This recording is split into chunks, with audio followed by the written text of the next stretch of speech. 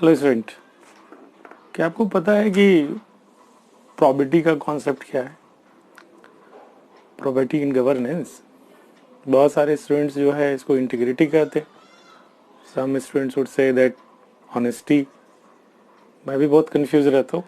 Hopefully आपका भी concept कुछ ऐसा ही ओवरलैपिंग होगा। And one question has been asked in civil service examination 2019 and question is here that what do you understand by property in governance, and second part of the question says that based on your understanding of the term suggest measure to ensure probity in governance। सबसे पहले governance का concept, ये property का concept ही जब clear हो तभी तो कुछ बता पाएंगे। तो कई लोग जो है इसको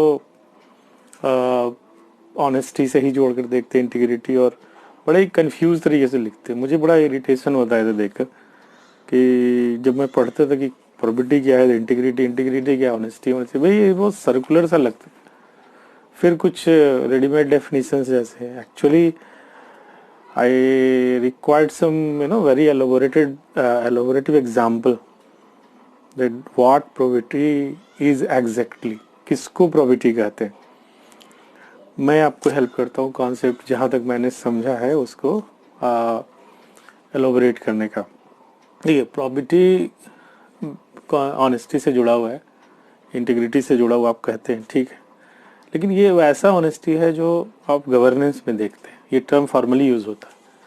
और ये जैसे मैं ऑनेस्ट हूँ तो मैं ऑनेस्ट हूँ, मैं क्लेम कर सकता हूँ आई एम ऑनेस्ट, लेकिन वो ऑनेस्टी दिखना भी चाहिए। It should be observable and measurable. तब वो एक सेंस में आप कह सकते हैं कि हाँ, बड़ा प्रॉपर्टी है इनके अंदर। जैसे मैं एक एग्जांपल आपको देता हूँ कि किसी को आपने देखा होगा कि मैं अपने जैसे किसी से मैंने पैसे लिए और मैंने उसका काम करने के लिए पैसे लिए और उसने मुझे 100 रुपये दिए, और उस 100 रुपये में मैंने सपोज 95 या 96 रुपीज़ का मैंने खर्चा हुआ है उसका, वो कोई भी हो। तो जब मैं उसका सामान मैंने परचेज़ किया और उसको मैं दे रहा हूँ, तो हो सकता है कि वो ऐसे ले लें कि हाँ, ये आ गया सामान तुम्हारा, लगभग 100 रुपये का है। ये लगभग 100 रुपये का है और 96 रुपीज़ में है, ये प्रिसाइजली क्या डिफरेंस है इसको आप समझिए। अगर मैं उसके 4 रुपीज़ वापस करता हूँ, although it is a very trivial amount, तो इसको पब्लिक सर्विस में फाइनेंशियल प्रॉपर्टी कहा जाएगा। जैसे आपने वो सुना ना एग्जाम्पल कि कोई बड़े फेमस लीडर थे जो कांग्रेस का काम कर रहे थे, मे बी गांधी जी थे या कोई और जब कोई उनका अपना फ्रेंड मिलने आया तो जिस लैंप से वो लिख रहे थे उसको बुझाकर एक दूसरा लैंप जला दिया और बोला कि ये मैं इसमें जो केरोसिन ऑयल है वो मेरे अपने पैसे से आए हैं, क्योंकि मैं आप मेरे फ्रेंड हो तो मैं आपसे इसमें, तो वो जो दिखा बात छोटे से केरोसिन ऑयल की नहीं है, बात उस क्लैरिटी की है कि कहाँ पे जो आप ऑनेस्टी कहते हो वो एक्शन में भी है, वो ऑब्जर्वेबल है, मेजरेबल है, वो क्लियर है। तो इस जहाँ पे एकदम इसको सुचिता कहते हैं, तो जहाँ पे एकदम क्लियर है जो चीज़ें विजिबल है और डिस्टिंग्विशेबल है, उसको प्रॉपर्टी कहते हैं। मतलब ऐसा ऐसे the kind of honesty that you can see, you can verify, you can observe, you can measure everything. तो जहाँ एक एक जैसे कहते हैं पाई पाई का हिसाब ये दे देगा अगर आप से पूछोगे तो उस पर फाइनेंशियल प्रॉपर्टी है। तो ये कॉन्सेप्ट है इसका। अब फाइनेंशियल का नहीं, बहुत सारे टर्म जैसे आपको मैं कहूँ कि जैसे आपके एग्जांपल में मैं बता दूंगा कि जैसे दूसरा पार्ट है ना कि इसको कैसे बढ़ाया जा सकता है। तो जैसे वर्क कल्चर एक एग्जांपल ले लो। वर्क कल्चर इंप्रूव करके हम क्या प्रॉपर्टी को बढ़ा सकते हैं, कर सकते हैं। जापान के वर्क कल्चर में एक बड़ा कल्चर है निक्की का, कि हर व्यक्ति के पास एक ना वो होना डायरी होगा जिसमें उसका बॉस जो कुछ भी कहेगा वो जल्दी जल्दी लिखेगा और नोट करेगा। बोले वो पेपर का होता है, स्मार्टफोन में नहीं, और वो नोट करेगा और फिर उसको करेगा। तो ये एक है कि स्पेसिफिकली आपने नोट किया, लेकिन जब आपके पास काम नहीं है और सपोज बॉस नहीं है तो आप ये नहीं कह सकते कि मेरे पास काम नहीं है। फिर you need to discover what is the next work you can do. तो ये वर्क कल्चर जो है कि आप नहीं हो तो आप टॉयलेट की सफाई कर लो, कमरे की सफाई कर लो, कुछ ऐसा हो ही नहीं सकता कि आपके पास काम ही नहीं हो। तो क्योंकि आप वर्किंग आवर में हो और आप ऑर्गेनाइजेशन से पैसे ले रहे हैं, तो वो जो आप बिहेवियर शो कर रहे हैं एक प्रॉपर्टी दिखाई देता है उसमें कि हाँ मैं ये वर्किंग आवर ऑफिस का है, वर्किंग आवर है, और इसको मैं पर्सनली खर्च नहीं करूँगा, फ़ोन पे गप्पे नहीं करूँगा, वो बहुत कुछ नहीं करूँगा। तो फाइनल वो एक वर्क कल्चर है जो प्रॉपर्टी को बढ़ाता है।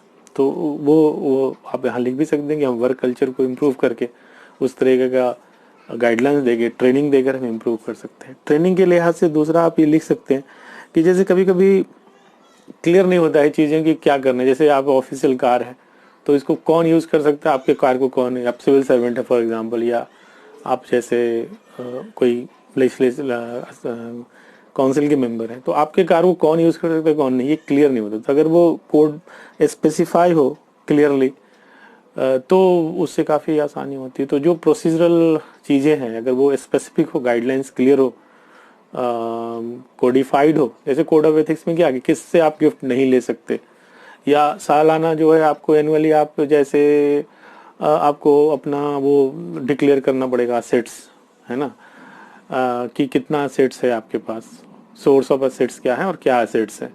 तो ये सब जो मेजर्स हैं अल्टीमेटली ये प्रोबेबिलिटी को ही बढ़ावा देगा डायरेक्टली इनडायरेक्टली। कि जैसे आप दूसरा मेजर ले लो आप कि जैसे स्ट्रिक्ट अकाउंटिंग की हर चीज़ का मेंशन करिए, किस इसका जो एक चीज़ है ये तो किस चीज़ में खर्च हुआ, ये इतना वर्किंग आवर किस चीज़ में गया ये। तो इसमें क्या हुआ वो स्पेसिफिकेशन जो है, वो स्पेसिफिक डिटेल जो है वो भी, और फॉलोड बाय ऑडिटिंग। तो वर्क कल्चर हो गया, फिर हमने कहा कि specific guideline, code of conduct, है ना, ये सब सारी जो चीज़ें हैं। फिर मैंने बिहेवियरली कहा कि स्ट्रिक्ट अकाउंटिंग एंड ऑडिटिंग, वो सब जो है ये सब धीरे धीरे उस दिशा में बढ़ेगा कि आप उसमें केवल बोले मैं ऑनेस्ट हूँ ऐसा नहीं कर सकते। ऑनेस्टली दिखना चाहिए, it's be observable, it's be measurable, clear cut दिखना चाहिए। ट्रांसपेरेंसी बढ़ाकर हम ऑनेस्टी का ये प्रोबेबिलिटी को बढ़ा सकते हैं कि आपने जो डिसीजन लिया है वो किस आधार पर लिया है, और क्या लोगों को पूछना है तो जैसे आरटीआई के थ्रू हम पूछते हैं तो वो प्रोबेबिलिटी को बढ़ाएगा। क्योंकि ट्रांसपेरेंसी से हमें एज ए ऑफिसर हमें भी लगता है कि लोग मुझसे पूछेंगे तो हम उसका प्रॉपर डिटेल रखते भी हैं। हो सकता है हम ऑनेस्ट हों लेकिन बहुत ही कैजुअल हों। पर्सनालिटी में एक डायमेंशन होता है जिसको हम कहते हैं कंसाइंसियसनेस। जो व्यक्ति कंसाइंसियसनेस ट्रेट पर, थोड़ा प्रोनाउंसिएशन में ऐसा हो रहा होगा, कंसाइंसियसनेस ट्रेट पर ज़्यादा स्कोर करते हैं, वो ऑर्गेनाइज्ड होते हैं और वो बड़े ही क्लियर होते हैं, और उन कैजुअल नहीं होंगे, लेजी नहीं होंगे, हर चीज़ का वो प्रॉपर रिकॉर्ड रखेंगे।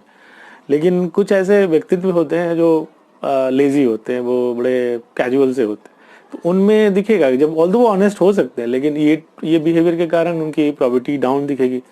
तो जब वो किसी ऑर्गेनाइजेशन में वर्क करते हैं तो अपने व्यक्तित्व के कारण भी कई बार लोग ना ऑनेस्ट होने के बाद भी वो दिखते नहीं कि वो वैसा है कि ऑर्गेनाइज रखा है चीज़ों का, हर चीज़ का अकाउंटिंग किया है बढ़िया से।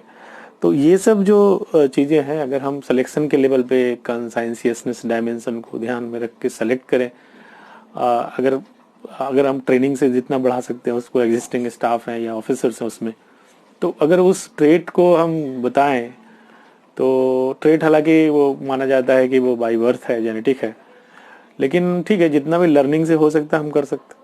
तो उस तरह की चीज़ें लोगों के कारण भी ऐसे लोगों का सही selection right from the beginning जो ऑर्गेनाइजेशन की हम सिलेक्शन करते हैं, अगर इस बात का ध्यान रखें तो हम बढ़ा सकते हैं वैसे।